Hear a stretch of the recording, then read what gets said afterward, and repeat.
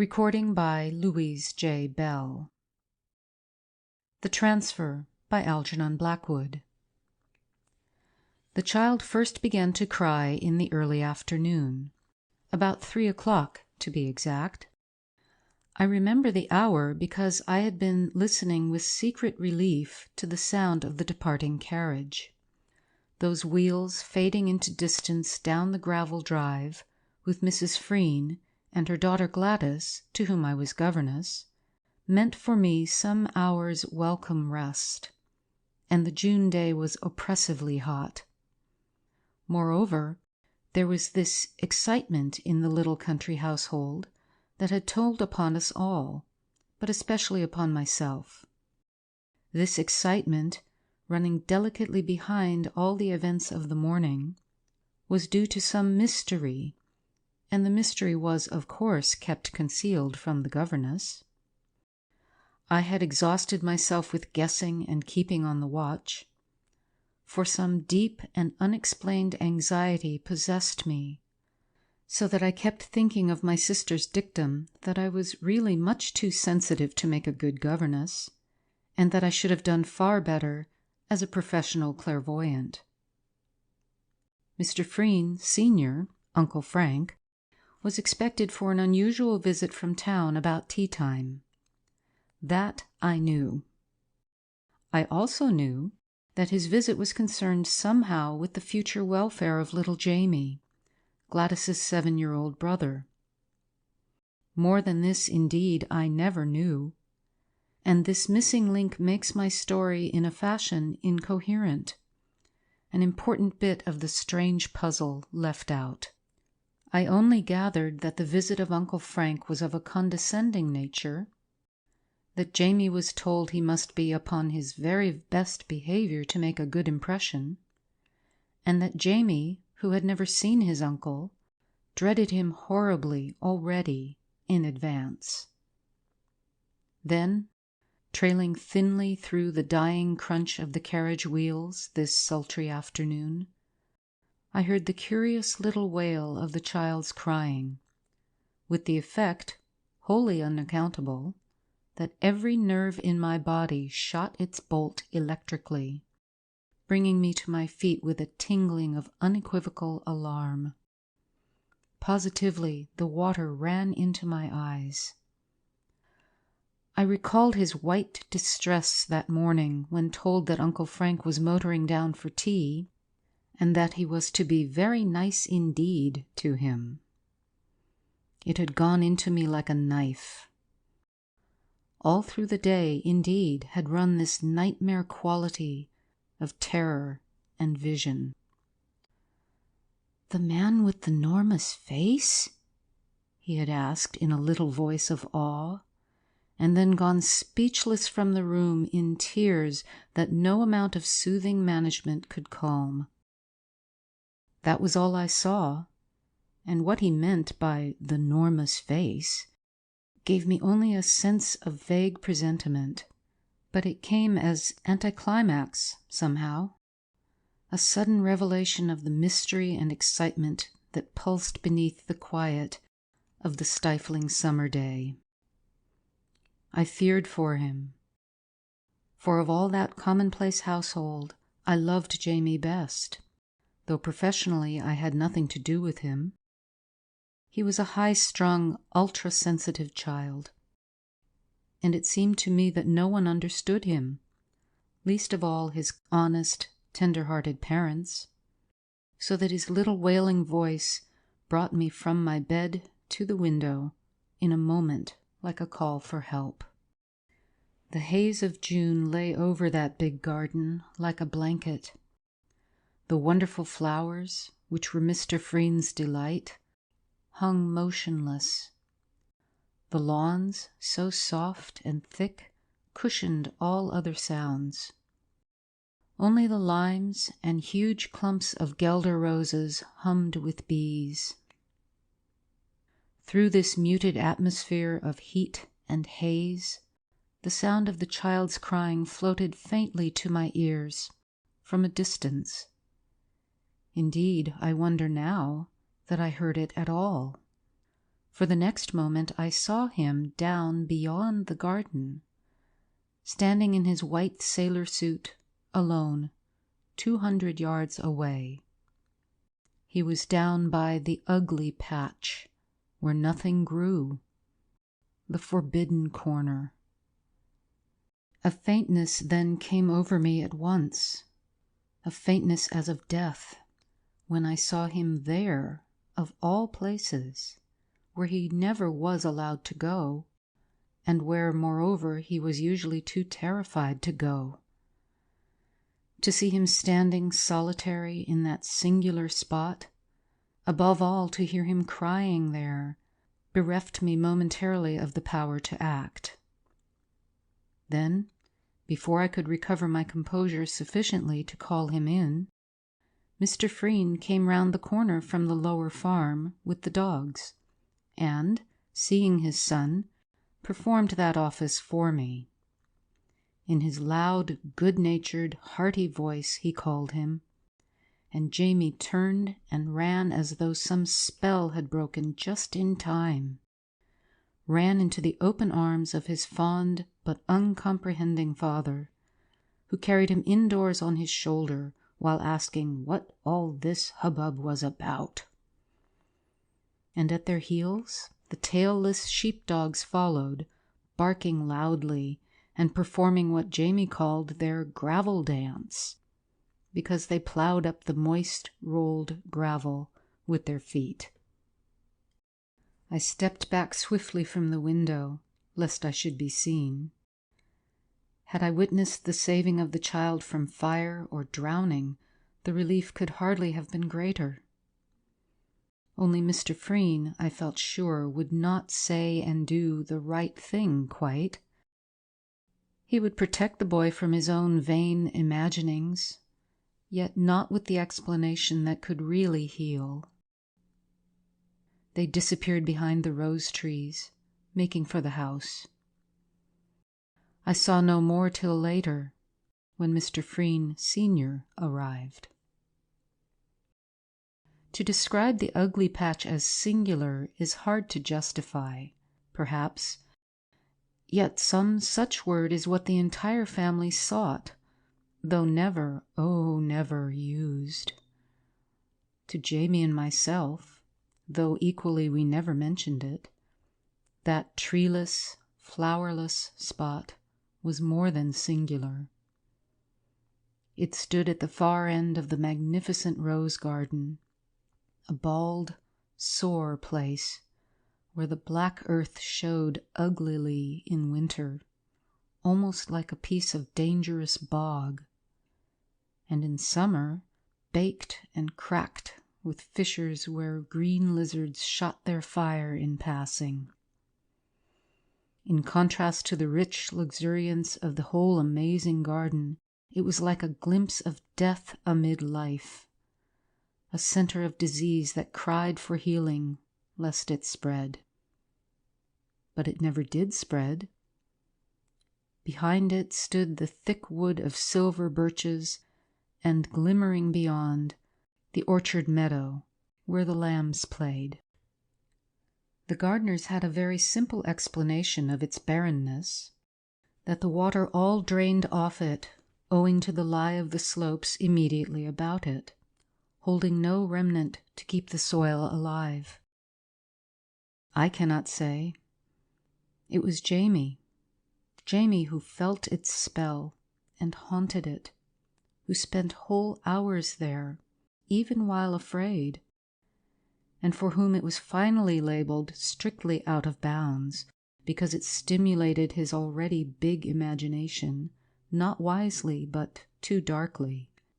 It was Jamie who buried ogres there and heard it crying in an earthy voice, swore that it shook its surface sometimes while he watched it, and secretly gave it food in the form of birds or mice or rabbits he found dead upon his wanderings. And it was Jamie who put so extraordinarily into words the feeling that the horrid spot had given me from the moment I first saw it.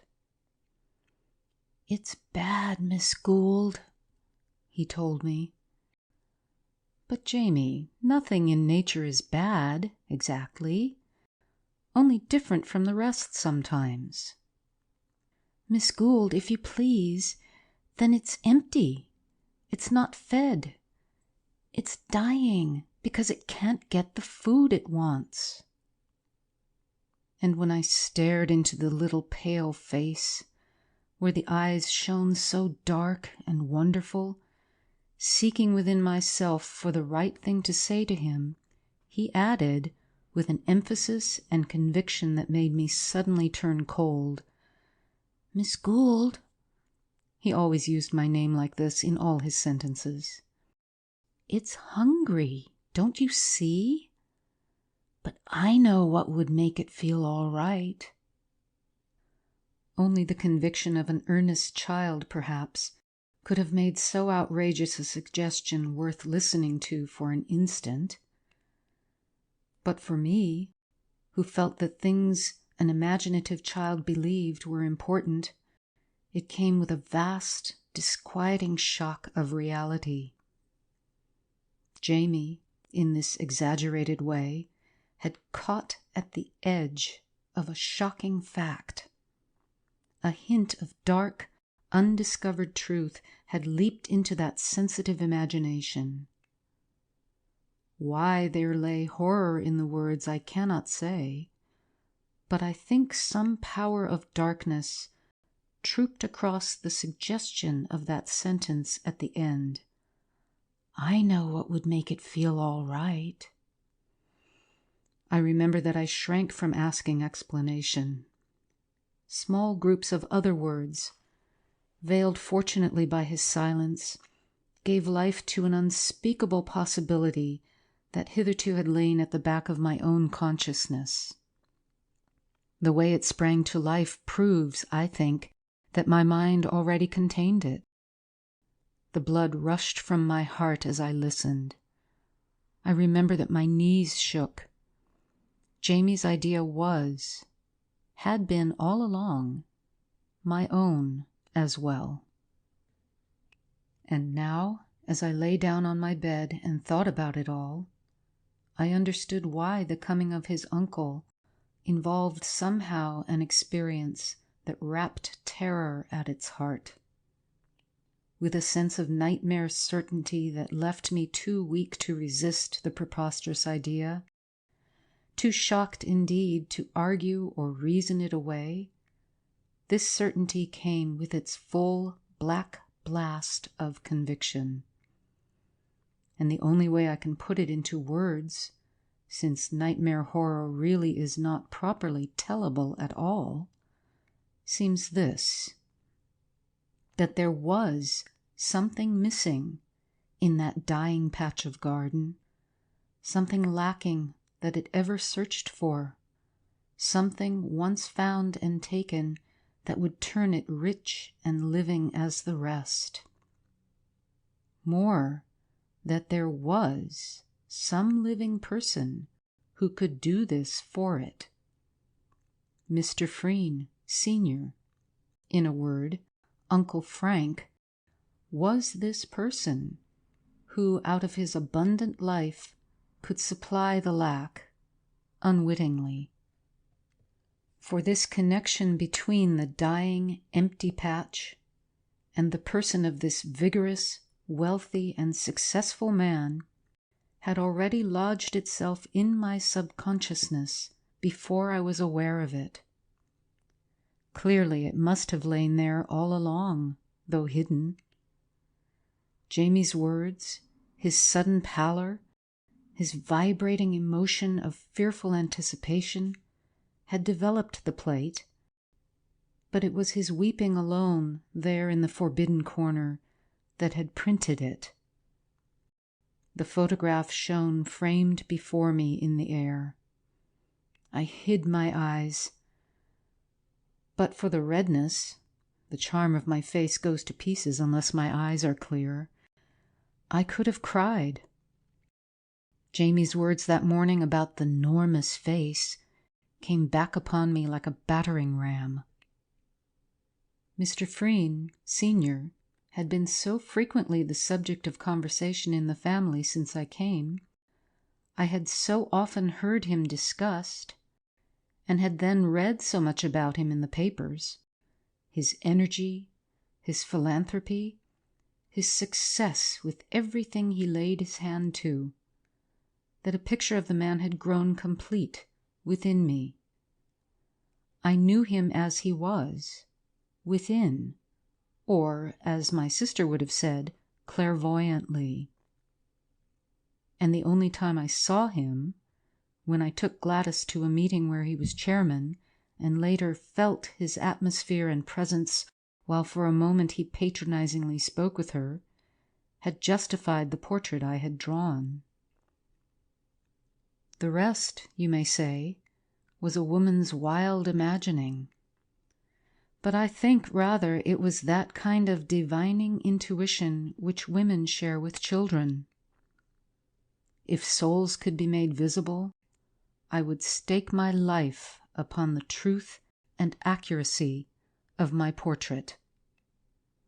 For this Mr. Freen was a man who drooped alone, but grew vital in a crowd, because he used their vitality.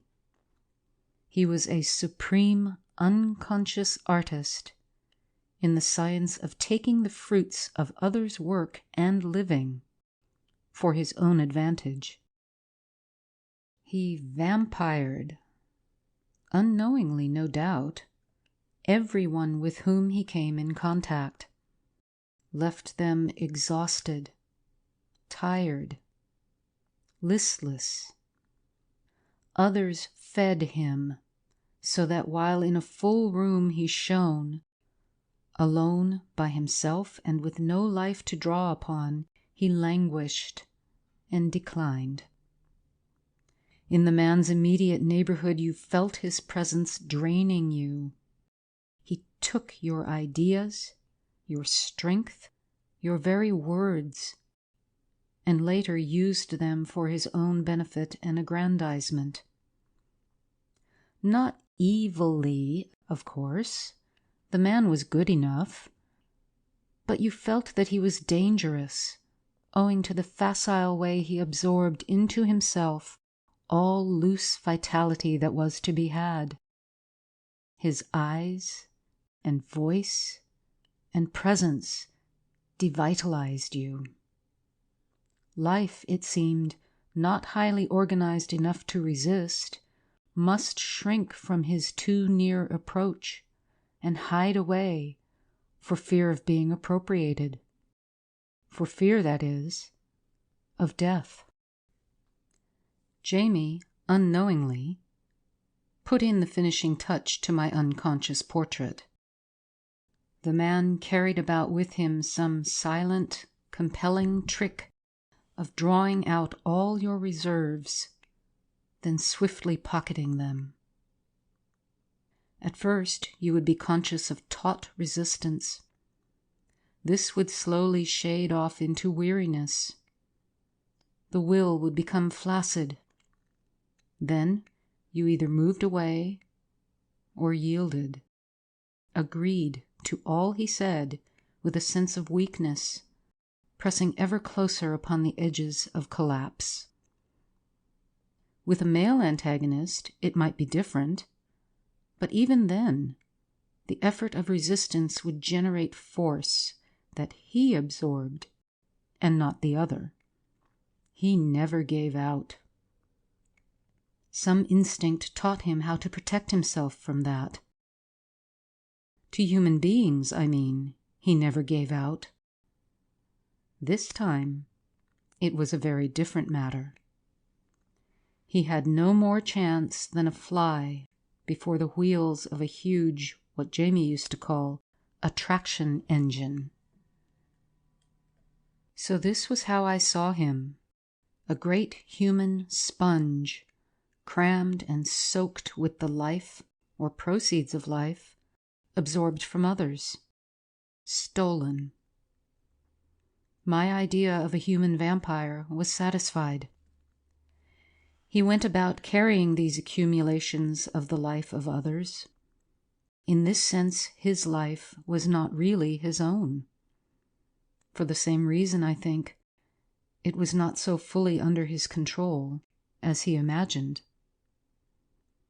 And in another hour, this man would be here. I went to the window. My eye wandered to the empty patch, dull black there amid the rich luxuriance of the garden flowers. It struck me as a hideous bit of emptiness yawning to be filled and nourished. The idea of Jamie playing round its bare edge was loathsome. I watched the big summer clouds above, the stillness of the afternoon, the haze. The silence of the overheated garden was oppressive. I had never felt a day so stifling, motionless. It lay there, waiting. The household, too, was waiting for the coming of Mr. Freen from London in his big motor car. And I shall never forget the sensation of icy shrinking and distress with which I heard the rumble of the car. He had arrived. Tea was already on the lawn beneath the lime trees, and Mrs. Freen and Gladys, back from their drive, were sitting in wicker chairs. Mr. Freen, Jr., was in the hall to meet his brother. But Jamie, as I learned afterwards, had shown such hysterical alarm, offered such bold resistance, that it had been deemed wiser to keep him in his room. Perhaps, after all, his presence might not be necessary. The visit clearly had to do with something on the uglier side of life. Money, settlements, or what not. I never knew exactly. Only that his parents were anxious, and that Uncle Frank had to be propitiated. It does not matter. That has nothing to do with the affair. What has to do with it, or I should not be telling the story, is that Mrs. Freen sent for me to come down in my nice white dress, if I didn't mind, and that I was terrified, yet pleased, because it meant that a pretty face would be considered a welcome addition to the visitor's landscape. Also, most odd it was, I felt my presence was somehow inevitable, that in some way it was intended that I should witness what I did witness. And the instant I came upon the lawn, I hesitate to set it down, it sounds so foolish, disconnected, I could have sworn, as my eyes met his, that a kind of sudden darkness came, taking the summer brilliance out of everything, and that it was caused by troops of small black horses that raced about us from his person to attack. After a first momentary approving glance, he took no further notice of me. The tea and talk went smoothly. I helped to pass the plates and cups, filling in pauses with little undertalk to Gladys. Jamie was never mentioned. Outwardly, all seemed well, but inwardly, everything was awful, skirting the edge of things unspeakable, and so charged with danger that I could not keep my voice from trembling when I spoke. I watched his hard, bleak face. I noticed how thin he was, and the curious, oily brightness of his steady eyes. They did not glitter, but they drew you with a sort of soft, creamy shine like Eastern eyes. And everything he said or did announced what I may dare to call the suction of his presence. His nature achieved this result automatically. He dominated us all, yet so gently that until it was accomplished, no one noticed it. Before 5 minutes had passed, however, I was aware of one thing only. My mind focused exclusively upon it, and so vividly that I marveled the others did not scream or run or do something violent to prevent it. And it was this: that, separated merely by some dozen yards or so, this man, vibrating with the acquired vitality of others, stood within easy reach of that spot of yawning emptiness, waiting and eager to be filled. Earth scented her prey. These two active centers were within fighting distance. He, so thin, so hard, so keen, yet really spreading large with the loose surround of others' life he had appropriated, so practiced and triumphant. That other, so patient, deep, with so mighty a draw of the whole earth behind it, and so obviously aware that its opportunity at last had come. I saw it all as plainly as though I watched two great animals prepare for battle, both unconsciously. Yet in some inexplicable way I saw it, of course, within me, and not externally. The conflict would be hideously unequal. Each side had already sent out emissaries. How long before I could not tell, for the first evidence he gave that something was going wrong with him was when his voice grew suddenly confused. He missed his words, and his lips trembled a moment and turned flabby.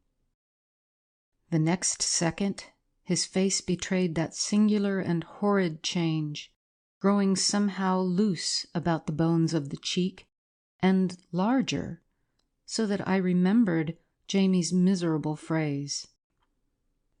The emissaries of the two kingdoms, the human and the vegetable, had met, I make it out, in that very second. For the first time in his long career of battening on others, Mr. Freen found himself pitted against a vaster kingdom than he knew, and, so finding, shook inwardly in that little part that was his definite, actual self. He felt the huge disaster coming. "Yes, John," he was saying in his drawling, self-congratulating voice, "Sir George gave me that car, gave it to me as a present. Wasn't it and then broke off abruptly, stammered, drew breath, stood up, and looked uneasily about him. For a second there was a gaping pause. It was like the click which starts some huge machinery moving, that instant's pause before it actually starts. The whole thing, indeed, then went with the rapidity of machinery running down and beyond control. I thought of a giant dynamo working silently and invisible.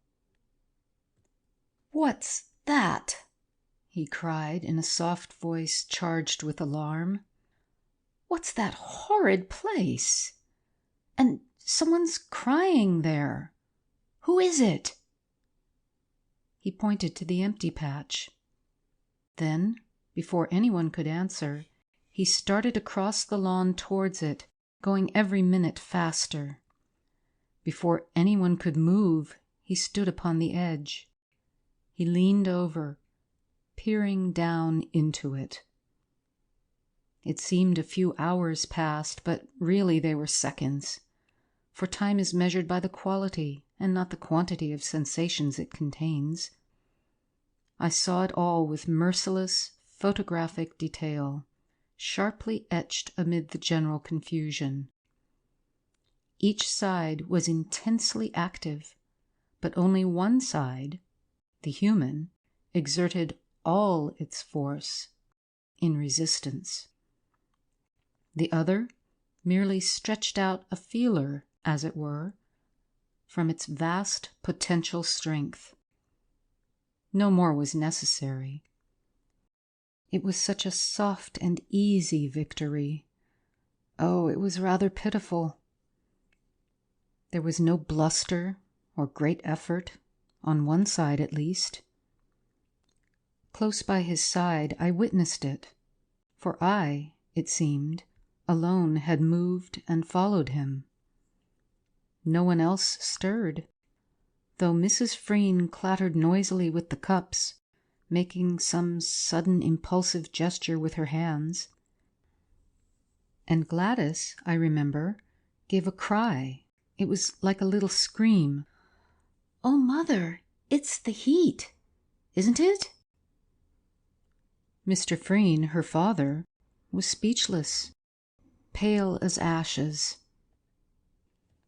But the instant I reached his side, it became clear what had drawn me there thus instinctively. Upon the other side, among the silver birches, stood little Jamie. He was watching.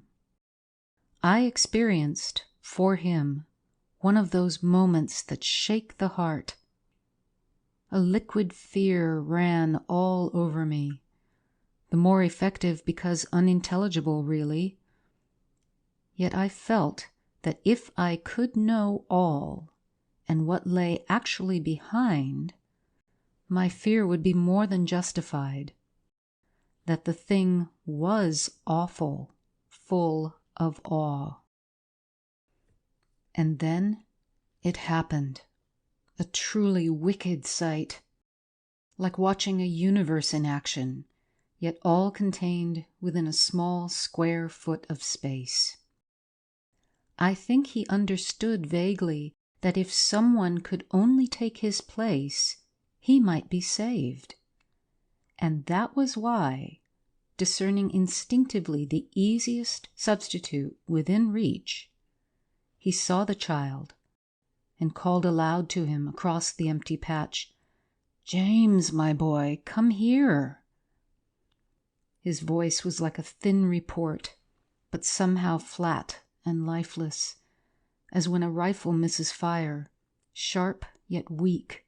It had no crack in it. It was really supplication. And with amazement I heard my own ring out, imperious and strong, though I was not conscious of saying it. "Jamie, don't move. Stay where you are." But Jamie, the little child, obeyed neither of us. Moving up nearer to the edge, he stood there, laughing. I heard that laughter, but could have sworn it did not come from him. The empty, yawning patch gave out that sound. Mr. Freen turned sideways, throwing up his arms. I saw his hard, bleak face grow somehow wider, spread through the air and downwards. A similar thing, I saw, was happening at the same time to his entire person, for it drew out into the atmosphere in a stream of movement. The face for a second made me think of those toys of green India rubber that children pull. It grew enormous. But this was an external impression only. What actually happened, I clearly understood, was that all this vitality and life he had transferred from others to himself for years was now in turn being taken from him and transferred elsewhere. One moment on the edge he wobbled horribly, then with that queer sideways motion, rapid yet ungainly, he stepped forward into the middle of the patch and fell heavily upon his face. His eyes, as he dropped, faded shockingly, and across the countenance was written plainly what I can only call an expression of destruction. He looked utterly destroyed. I caught a sound. From Jamie? but this time not of laughter. It was like a gulp. It was deep and muffled, and it dipped away into the earth. Again I thought of a troop of small black horses galloping away down a subterranean passage beneath my feet, plunging into the depths, their tramping growing fainter and fainter into buried distance. In my nostrils was a pungent smell of earth. And then all passed. I came back into myself. Mr. Freen, Jr., was lifting his brother's head from the lawn where he had fallen from the heat, close beside the tea-table. He had never really moved from there. And Jamie, I learned afterwards, had been the whole time asleep upon his bed upstairs, worn out with his crying and unreasoning alarm. Gladys came running out with cold water, sponge and towel, brandy too, all kinds of things. "Mother, it was the heat, wasn't it?" I heard her whisper, but I did not catch Mrs. Freen's reply. From her face it struck me that she was bordering on collapse herself. Then the butler followed, and they just picked him up and carried him into the house. He recovered even before the doctor came. But the queer thing to me is that I was convinced the others all had seen what I saw, only that no one said a word about it. And to this day, no one has said a word. And that was, perhaps, the most horrid part of all. From that day to this, I have scarcely heard a mention of Mr. Freen, Sr. It seemed as if he dropped suddenly out of life. The papers never mentioned him. His activities ceased, as it were. His afterlife, at any rate, became singularly ineffective. Certainly he achieved nothing worth public mention. But it may be only that, having left the employ of Mrs. Freen, there was no particular occasion for me to hear anything. The afterlife of that empty patch of garden, however, was quite otherwise. Nothing, so far as I know, was done to it by gardeners, or in the way of draining it or bringing in new earth. But even before I left in the following summer, it had changed. It lay untouched, full of great, luscious, driving weeds and creepers, very strong, full-fed, and bursting thick with life. End of The Transfer. Recording by Louise J. Bell. Sebastopol, California.